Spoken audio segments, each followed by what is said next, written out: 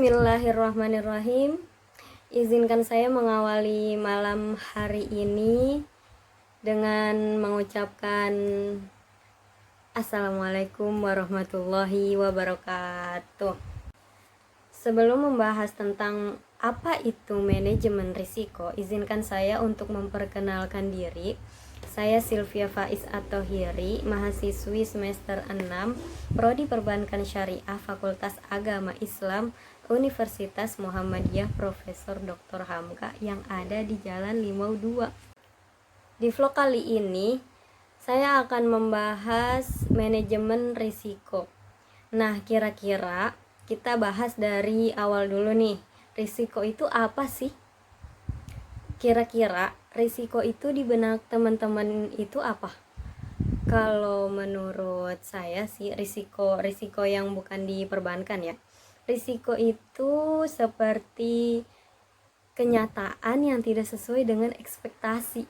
Ketika ekspektasi kita sama dengan, misalnya kita berekspektasi sama si dia, ternyata kenyataannya sama yang lain. Itu menurut saya sih risiko juga, risiko yang harus dihadapi. Ngomong-ngomong tentang risiko itu tidak perlu ditakuti, tidak perlu dikhawatirkan, tidak perlu was-was. Kembali ke laptop. Nah, di sini saya akan membahas tentang manajemen risiko yang ada di lembaga keuangan berbasis perbankan. Lembaga keuangan itu kan ada dua, lembaga keuangan perbankan dan lembaga keuangan non perbankan. Nah, risiko itu apa sih yang ada di lembaga keuangan perbankan? Berdasarkan Peraturan Bank Indonesia Nomor 13/23/PBI/2011 tentang penerapan manajemen risiko bagi bank usaha syariah dan unit usaha syariah, risiko itu merupakan potensi kerugian akibat terjadinya suatu peristiwa tertentu. Satu contoh, misalkan ketika frontliner seperti teller, teller itu kerjanya menerima setoran tunai dan bisa juga melayani penarikan tunai. Ketika teller, misalnya nasabah hanya nabung 1 juta ke teller. Nah, tellernya salah input angka, dari 1 juta nambahin 1 angka 0. Jadinya kan 10 juta. Nah, itu adalah contoh dari risiko operasional yang ada di perbankan syariah. Menurut Rejeda dan Vaughan, klasifikasi jenis risiko itu ada dua, teman-teman. Yang pertama, risiko murni dan spekulatif. Yang kedua, risiko fundamental dan khusus. Nah, apa sih pengertian dari kedua jenis risiko itu?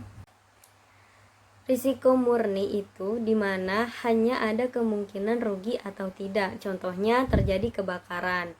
Yang risiko spekulatif dimana hanya ada kemungkinan rugi atau untung, seperti melakukan investasi saham atau obligasi, atau di perbankan syariah dikenal dengan istilah sukuk. Dari jenis risiko yang kedua, yaitu risiko fundamental. Risiko fundamental itu terkait dengan terjadinya kerugian di mana asal dan akibatnya bersifat umum. Contohnya seperti gempa bumi, banjir, dan inflasi.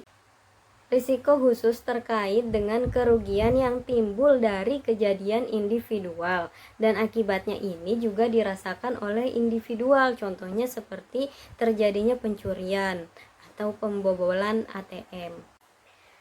Ketika suatu organisasi bekerja dengan target yang diharapkan, pastinya akan ada risiko yang dihadapi di masa yang akan datang. Nah, bagaimana cara sebuah organisasi itu meminimalisir risiko yang akan dihadapinya di masa yang akan datang? Nah, makanya dikenal dengan istilah manajemen risiko. Apa yang dimaksud dengan manajemen risiko?